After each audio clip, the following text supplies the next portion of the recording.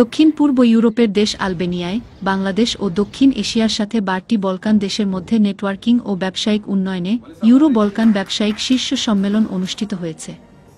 বাংলাদেশের সাথে বিদেশি ব্যবসায়িক সম্পর্ক তৈরিতে কাজ করাই আমাদের লক্ষ্য, জানান বলকান বিসিসিআই সভাপতি মোহাম্মদ শুকত খোদা প্রিন্স। সম্মেলনে অংশ নেন বিভিন্ন দেশের ব্যবসায়ী ও কূটনীতিকরা। এ সময় সম্মানিত অতিথি হিসেবে উপস্থিত ছিলেন আলবেনিয়ায় ভারতীয় রাষ্ট্রদূত শ্রী রবীন্দ্র জয়সওয়াল, আলবেনিয়ায় গণপ্রজাতন্ত্রী বাংলাদেশের সম্মানসূচক কনসাল শাবান শাহাব্রাহিমি, সৌদি দূতাবাসের কূটনীতিক তুর্কি আলো তাইবি, ইন্ডিয়ান ইকোনমিক্স ট্রেড অর্গানাইজেশনের সভাপতি এবং বলকান বিসিসিআই এর সহসভাপতি ড আসিফ ইকবাল, ওয়ার্ল্ড ডিপ্লোম্যাসির ওয়ালি কাশবি, বুলগেরিয়ার ভারতীয় শিল্প ফেডারেশনের সভাপতি নীরজ কুমার ও ইতাল বাংলার সভাপতি শাহ তাইফুর রহমান ছোটন সহ বিভিন্ন দেশের গুরুত্বপূর্ণ ব্যক্তিবর্গ। এই সম্মেলনের মাধ্যমে বলকান দেশগুলোর সঙ্গে বাংলাদেশের বাণিজ্য প্রসার ও অর্থনীতিতে ইতিবাচক প্রভাব ফেলতে পারে বলে মনে করেন উপস্থিত ব্যবসায়ী প্রতিনিধিরা।